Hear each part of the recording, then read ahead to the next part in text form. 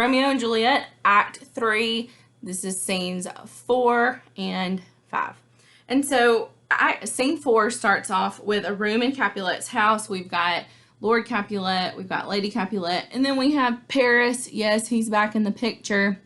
And so Capulet is talking to Paris and Lady Capulet. He's like, oh, Juliet is so sad. She cries and cries. And Paris says, oh, well, let me go see her. And Lady Capulet's like, you know what? I don't really think now's the best time because maybe she's like not feeling it. She's mewed up in her heaviness is what Lady Capulet says, meaning she's locked up with her sorrow. She's too sad to see anybody. So Lady Capulet says, why don't you come back tomorrow? And Paris says, okay, that's fine. And then Lord Capulet's like, you know what? I have a fabulous idea that might make Juliet happy. Why don't y'all get married? Does anybody else see a problem with this? Yep, thought so. So Paris says, oh my gosh, I would love to marry Juliet. What about Monday? And Capulet's like, ha, Monday? No. What about Wednesday? And then he said, no, Wednesday's too soon. What about Thursday? So y'all, let's talk about the problem in this. So Romeo and Juliet meet on a Sunday night. They get married at noon on Monday. Tybalt and Mercutio die Monday afternoon. Romeo is going to hang out with Juliet that night in her room that Monday night. And then they wake up and it's Tuesday. And so they're actually talking about planning a wedding in 3 days. Like, I don't know, weddings must not have consisted of everything they do now. It took me like a year to plan my wedding. But he says that Wednesday's too soon. Why don't we do Thursday? And so Paris agrees to this. And he says, I wish that Thursday were tomorrow. And I'm like, I bet you do, Paris. And so that's the plan. And so who doesn't know about this yet? Juliet, she has no idea. No clue if she's going to marry Paris. So scene 5 in Act 3, let me talk about that real quick. It actually begins, it says, enter Romeo and Juliet aloft. So what does aloft mean when we're talking about stage directions? It means that if the camera were here, it would mean it's like the camera's looking down upon Romeo and Juliet. And a lot of times I've seen this depicted like they're actually in like a loft area, like the balcony area on stage. Or like if it's a movie, the camera's going to be above them because they're laying in bed together because they just hung out all night. And they're talking about leaving each other for a while. And it's really sad that they had spent this beautiful night together and then they have to depart. And so Juliet's talking about, why do you have to leave? It's going to feel like forever. And one thing that's important here is that both Romeo and Juliet are talking about the nightingale and the lark. So the nightingale and the lark, they're two birds that appear in this text in literature, especially in poetry. And both birds are admired by their beautiful songs. And they have symbolic associations as well, especially in this scene. So the nightingale and its song are traditionally associated with night, and then the lark is associated with dawn. So the nightingale is night, and then the lark is dawn. And so Shakespeare draws on these associations and this exchange between Romeo and Juliet to show that they're star-crossed lovers. Again, we have this moment of darkness and lightness. Like Romeo and Juliet cannot get on the same page whatsoever because Juliet talks about, you know, she heard the nightingale and Romeo's like, no, it was the lark that I heard. They're trying to figure out what time of day it is. And they're going back and forth on whether it was the night bird or the morning bird. And so they just have a conflict right there. It's not like they're arguing about it. They're just like flirtingly like, oh, it was the nightingale. No, it was the lark. And so they're having to say goodbye to each other here. And they do. And so Romeo, we know he is off to Mantua. And so Romeo gets out of bed. He's putting his clothes on. And there's a knock at the door. And it's Nurse. And Nurse is like, Lady Capulet, your mother, she's on her way. And so Nurse knows that Romeo's in there. And so Romeo has to like rush to the balcony to sneak out.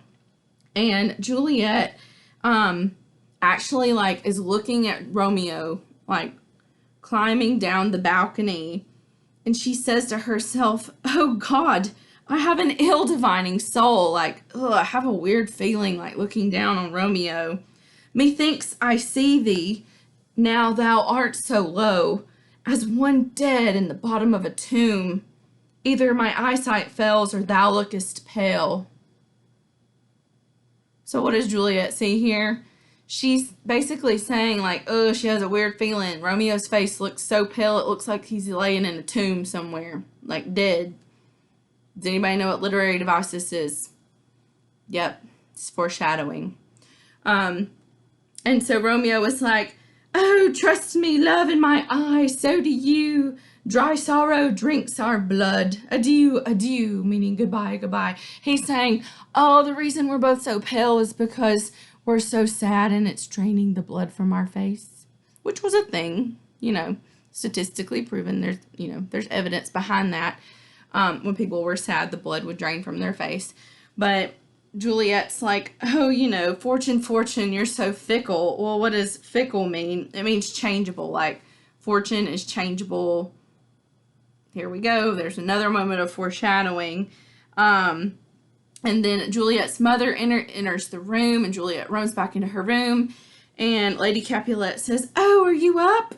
And Juliet's like, "Oh, yeah, I'm up. I've been up." Wait. And Juliet says, "Now, what would you like, mother?" And Lady Capulet says, "Oh, well, your face is so swollen. Have you been crying over your cousin's death?" And Juliet says, "Yes, I have a feeling of deep sorrow." And she's not specific on who she's talking about with sorrow. Juliet's actually been weeping and crying over the fact that Romeo is going to be banished from Verona. She's cried more over that than she has the death of her cousin Tybalt. And so Lady Capulet calls Romeo a villain and Juliet a side, which means like she says it to the side, kind of like this, like, she says villain, and he may be asunder, meaning like apart. God pardon him, I do with all my heart. Like, oh, I forgive you, Romeo. I forgive you. I love you so much. And then Lady Capulet basically begins telling Juliet about marrying Paris. And so Juliet, how do you think she's going to take this news? Well, number one, she's already married. It's kind of against the law to marry two people at the same time. Don't watch Tiger King, though, because that's a terrible example. But anyways, moving on. So Lady Capulet tells Juliet about marrying Paris, and Juliet does not take this very well. She's like, "I will not marry Paris." And so Lady Capulet is like, "You ain't gonna tell me this. Why don't you tell your dad this? Because he's the one that arranged it. He's the man of the house. And you just don't tell Lord Capulet. No, you just don't." And so Capulet walks in and he's like, "Oh, did my daughter love the news?" And Lady Capulet's like, "You might want to talk to her." And so right here, she says to her father, "I'm thankful." Right here, it's like line 146. She says, "But thankful that you have. Proud can I never be of what I hate, but thankful even for hate that is meant love." Like, I'm thankful you did this, but like, I don't want to do it right now. And then Lord Capulet goes off on Juliet. I'm talking, he calls her like a whore. He calls her like ungrateful wretch. He even says, "Out, you baggage," meaning you naughty girl. "You tallow face, you wax pale face." Like, he just insults her. And then a lot of, like, I've seen this like on stage twice, and then of course I've seen a ton of movies on Romeo and Juliet, but every interpretation I've seen, Lord Capulet like slaps Juliet across the face of some sort. And so here, like, I just always imagine him slapping her. And he says, "Hang thee, young baggage, you disobedient wretch. If you don't marry Paris, I will throw your ungrateful butt in the street." And so Juliet really doesn't have a choice here.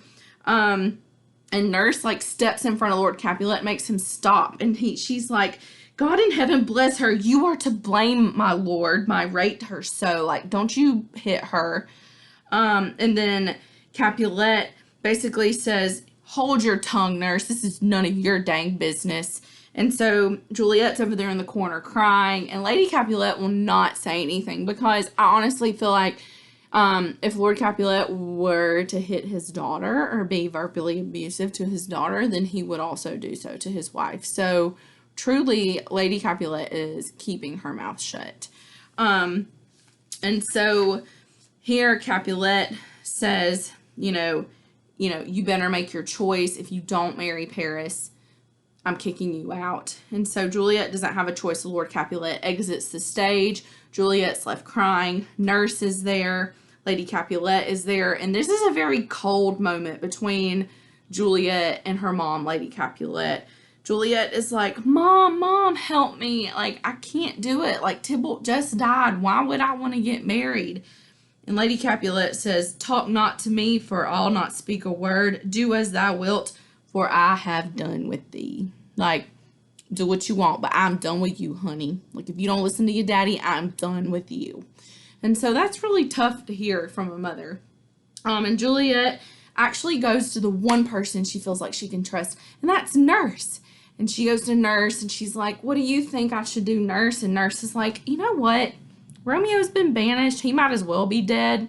And he's like not even, like, he's not even a 5 on a scale of 1 to 10. And we know Paris, like, he's off the chart. He's like a 20.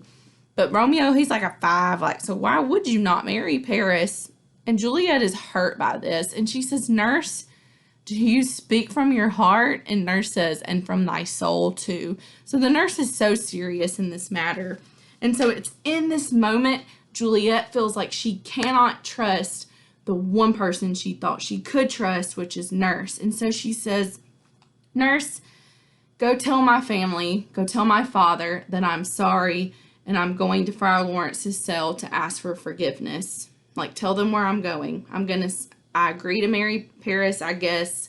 I'm going to go seek forgiveness and see what Friar Lawrence thinks. And so that's the ending of Act 3. And so we have this like huge, terrible situation going on, and it's only going to get worse, because guess what?